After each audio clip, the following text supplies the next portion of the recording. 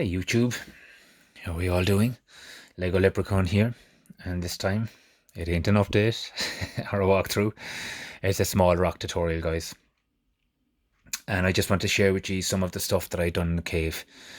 I'd probably call this a part one because there's lots of different designs, I suppose, inside there and variations. I don't really like to use the words pattern because I try and stay away from a pattern, which is something that's reoccurring or looking like it's man-made, which I didn't want. So I tried to make it look like something real authentic, like a mountain or cave rock itself, as much as I could to my ability. So I just want to share with you, first of all, the bits that I have. So we've got a normal 1x2 slope. Alright, excuse now for the light here, guys. It might be a small bit bright. The window's shining this way, and it's not giving the best light that I can see here anyway. But starting 1x2 normal slope, then we've got our 1x2 inverted. Alright, and I use that in a lot of cases. And we've got our one stud. I'm just going to, sorry, I have to point up here to the camera a bit more. I'm actually at the bottom. I'm just going to share with you just what I do with just those three pieces to get a bit of a start on whatever it is that you're doing. If there's a train tunnel or a small little bit of rock work in a camping park, or if you're going for the big job, a mountain, it's still a start anyway, you know. So here we are, our normal. Okay, then we have the stud underneath. All right, I'm going to put the stud on top.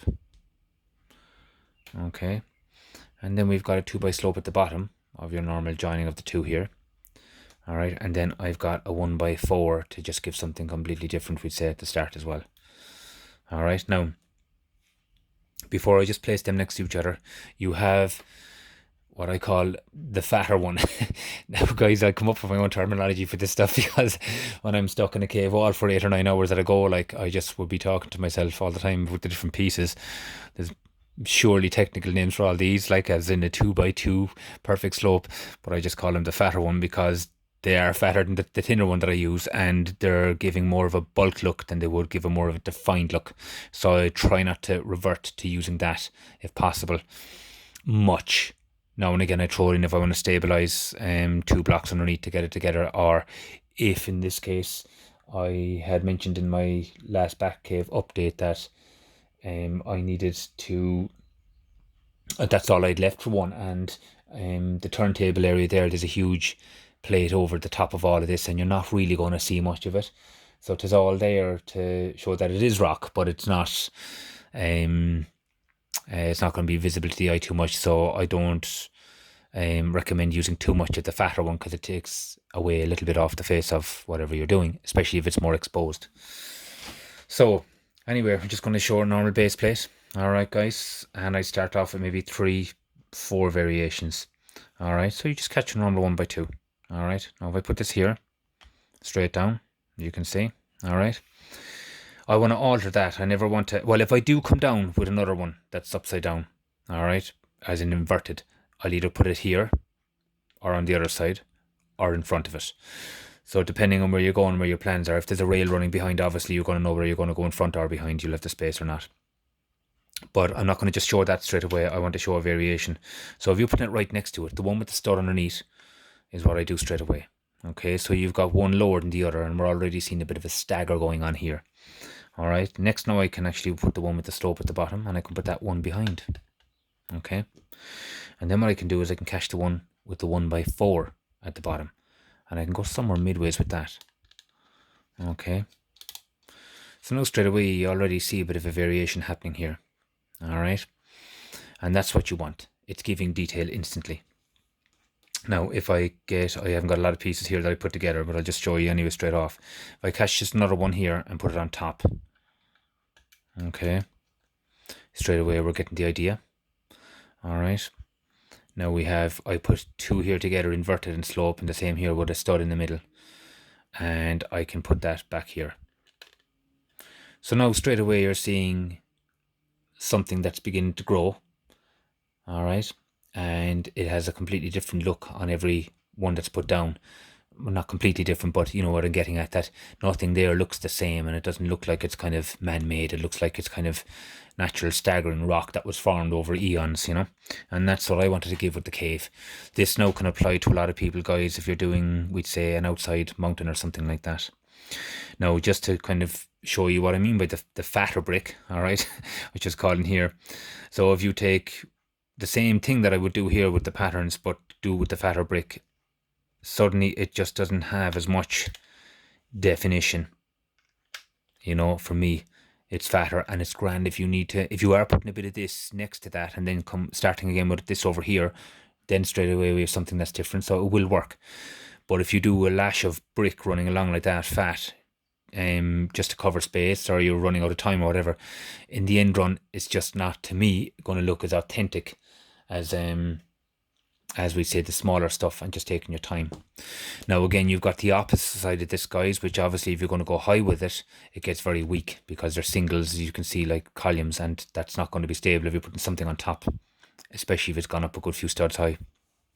So you can get any kind of spare bricks you have in your collection, if you have it, or sets that you might have bought, we'd say, for minifigures, but you wouldn't be using the brick itself, and you can put them in behind and build them up, and then you can catch your slope and bring it in on top of, we'd say, the brick you had underneath. Now, sorry guys, I'm actually a bit lower there on the table, and I didn't bring colour bricks over because I'm almost out of them as well, but this would literally go on top of something you can put support behind it.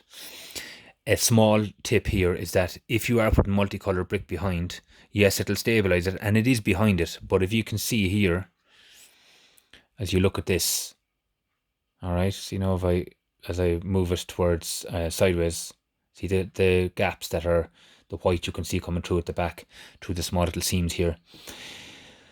Now, the OCD in me can stick the fact that I might be able to see some kind of colour behind there, so that's just a terrible thing in me. But like, it's I would put a bit of grey, and then I put, we'd say, more colour behind, and that would be because the cave wall was so high that I needed a fat back to stabilise the height.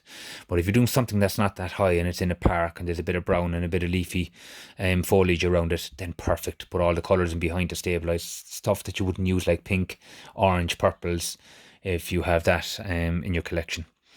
Or if you have a ton of grey, just use it anyway, because it actually does make it even that bit more authentic, you know. So yeah, guys, so that's basically it in a nutshell. It's not very hard. They're just pieces, as you can see, that are together, and I just done a few more bits there just to give an example. And I put one where I used a 1x4 and 2 inverted back, and filled it in then with maybe a 3, what I call a 3, a 1x3 or a 1x2.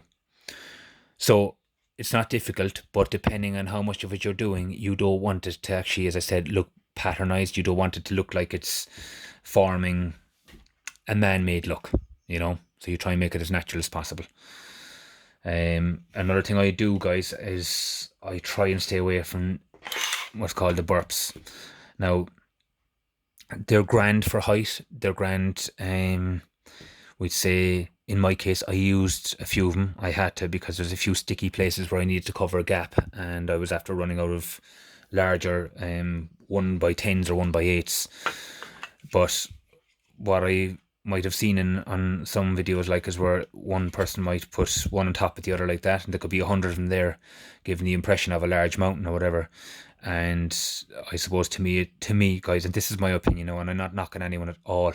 This is just a quick way of kind of putting a mountain up and getting a bit of height in your city. And to look at it from a distance, it can look fine, but seeing all the squares and the studs like that are open, it just kind of doesn't do it for me. You know, it doesn't have that, what I would call, the authentic look. If you'd notice in my cave, when you look at the updates or whatever, there's rarely any studs unless it's right at the top of where that's going to be finished with the manner that's going to sit in it. I never really leave a stud vacant unless I'm purposely putting something on it.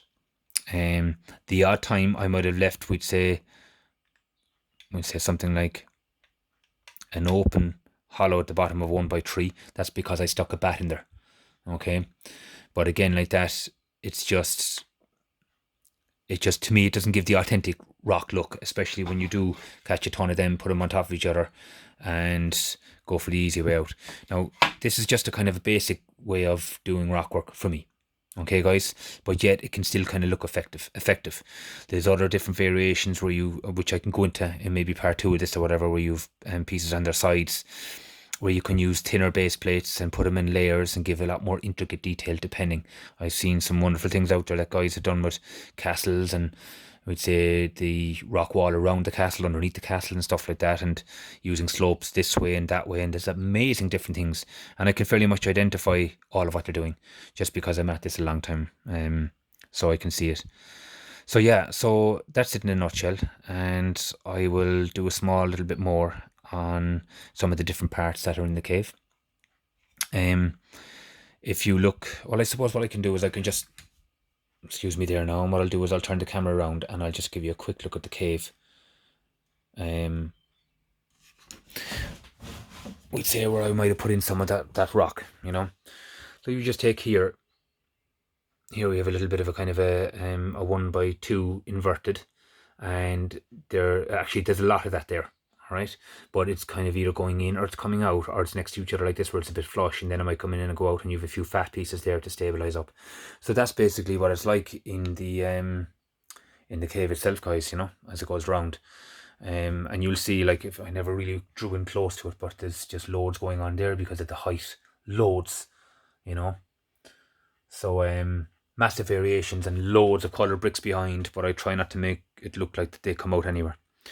So yeah, that's excuse me guys, that's it in a nutshell for the 10th time saying it. Tell me what you think, if it helps. If you want more like this, I can do more on it. And again, I want to thank you all for the subscriptions, the thumbs up. And if you want to subscribe because you're new to the channel, by all means do. Very, very much appreciate it. Thank you guys. Lego Leprechaun out.